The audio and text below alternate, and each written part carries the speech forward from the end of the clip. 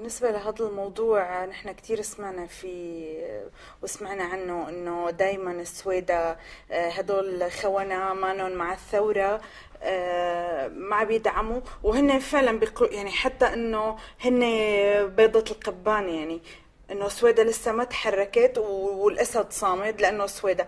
بس الفكره بدي اقول لك اياها انه سويدا هلق يعني مثل ثكنة عسكرية، لأنه محاوطة كلياتها ب ب أول شغلة بثكنات عسكرية، بمقرات أمنية، غير العائلات الضباط اللي هي أساسا راحت تعيش بسويدا. يعني أغلب في كتير عائلات من الشام كانوا بالشام طلعوا على سويدا، استقروا هن وعائلاتهم بسويدا. والخوف أنا يعني كمان في 40 سنة هدول ما راحوا هيك، كمان العالم كتير خايفة. وأساسا نحن كأقلية، سوري على التعبير، نحن كأقلية إجباري العالم بدها تخاف من هذا الآخر، إنه مين بده يحكمني. لا خليني على هذا الشخص اللي بعرفه، مع العلم إنه سويدا النسبة الأكبر اللي فيها هن معارضين، بس في خوف ما عم نقدر نتخلص منه ببساطة. If you want to talk about Sweden, Sweden is, is a kind of full of military quarters and security quarters. All around Sweden you can find military quarters and maybe military airports or things like that. In addition to that, a lot of officers' families went to Sweden to settle, and they moved from Damascus to Sweden to live in. And also another factor to talk about is that we have lived in 40 years of fear from this regime, and we can't just face it.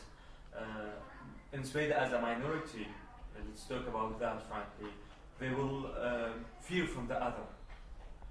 They will ask questions like, who's going to rule me? Who's going to be, the new president or the new regime? Although the highest percentage of the people of Sweden are opponents to the regime.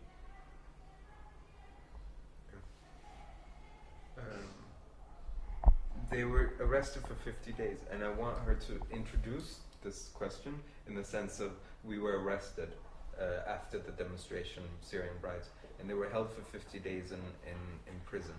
If she can describe the most painful incident that she heard or saw in the prison. هلا انه انت اعتقلتي لمده 50 يوم. بدي اول شيء بس تقولي جمله انه نحن كنا اعتقلنا، انه يعني هي تقولي هيك جمله انه نحن اعتقلنا لمده 50 يوم بعد يعني الايفنت تبع العراقس. بعدين بدي تقولي شو هو الحادث الاكثر الما اللي شفتيه او سمعتيه خلال وجودك بالسجن. تمام. هلق نحن بعد اعتصام العرائس بمدحت باشا اعتقلنا لمدة 50 يوم. وكان في كتير تفاصيل مؤلمة جوا. في تفصيل ما فيني انساه، انه كان في مرة كنت يعني هنا بس كانوا يطلعونا على الحمام، فبتذكر انه السجان حتى نحنا ما نشوف المعتقلين اللي بالكوريدور، فكان في واحد انه هو مقرفس، فبتذكر انه دعس على راسه برجله كرمال نحنا نمرق، انه يلا امرقوا مشان ما تشوفوا، يعني حتى ما تجي عنا بعينه. يعني في كتير تفاصيل، يعني هذا موضوع مطول، في كتير تفاصيل، وكتير بيهمني انه بأي مادة بدها تجي تانية خلي كل العالم تعرف شو عم بيصير جوا. هذا أهم شيء بالمعتقلين، هي أهم قضية. There are a lot of painful details we may talk about, but one of the most painful things that I will not forget in my life is that when we used to go to bathrooms.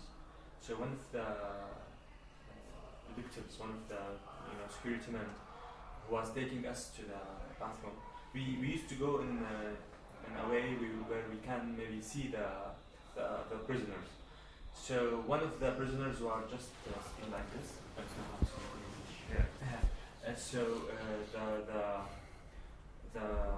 the security man just put his leg above his head and he stepped over it so that we can't have eyes contact with the prisoner, and we can't see him or he sees us.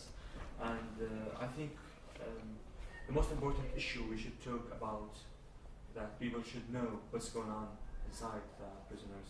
This is something I really concentrate in any interview or anything I do for the revolution.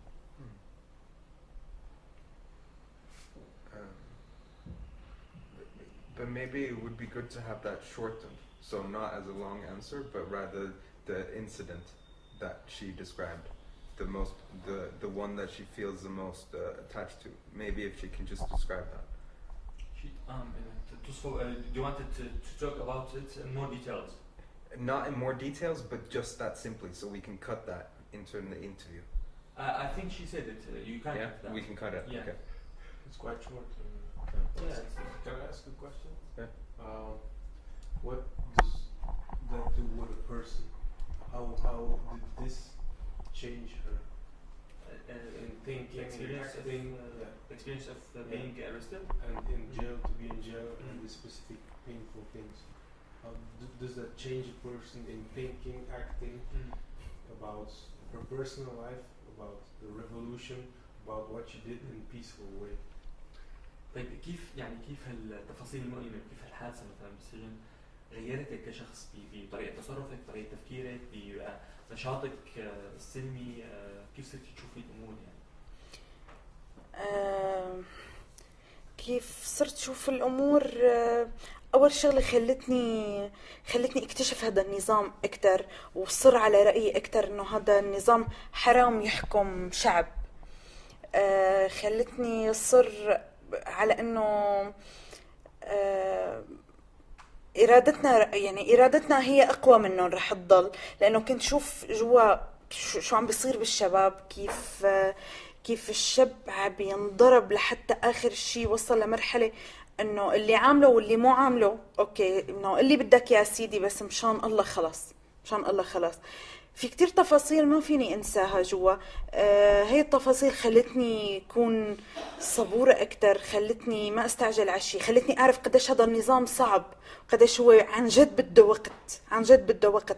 نحن دايما انه ليش طولنا بالثورة وكذا، لانه هذا النظام كتير صعب، بس تشوفه من جوا بتكتشف هذا الشيء. هاي التجربة يعني بتخيل انه عطتني كتير شغلات بشخصيتي، خلتني مسؤولة أكتر عن قراري، خلتني أعرف إنه أي قرار بدي أخده نتائجه أنا المسؤولة عنه، ما حدا غيري. This experience made me discover the regime more, and made me also insist, in my opinion, that we should change this regime. And I believe now that this regime must not rule the country and must not rule any people in the world. It made me discover that our will is stronger than the regime. I saw in my own eyes how some guys were beaten so that they will confess things that they have done or they didn't do at all. These details made me more patient, and I discovered that this regime is really strong and hard to topple, so it needs time, because when you see the regime from inside, you'll discover this thing. Finally, yes, this details made me more responsible about my decisions and about the outcomes of my decisions. But does she really believe in that? Because she left the country. She's not in Syria anymore. Maybe that's suppose like the question, like how is she going to manage to make that change from here? Which methods will she personally use, and does she believe that she can change from here some things, right? طيب كيف انت عم تقولي انه يعني هذا النظام صار يعني لازم تغييره، مؤمنة صرتي انه النظام لازم يتغير، طب كيف رح تعملي هالشيء وانت هون؟ شو هي الطرق اللي رح تتبعيها مشان فعلا توصلوا للتغيير؟ يعني شو الشغلات اللي رح تعمليها لحتى تكون مؤثرة وانت برا سوريا؟ اكيد انا اكيد مؤمنه اكثر صرت هلا انه لازم يتغير هذا النظام. وكيف فيني ساعد فيه وانا بعيده وانا برات البلد؟ فيني ادعم هذا الشيء بكتير طرق. فيني انزل انا بس يكون في شغل حقيقي جوا بسوريا، اكيد رح انزل. بس هلق في سلاح، على الارض. في مناطق عم تتحرر بس لساتها عم تاخد طابع، يعني طابع فينا نقول اسلامي.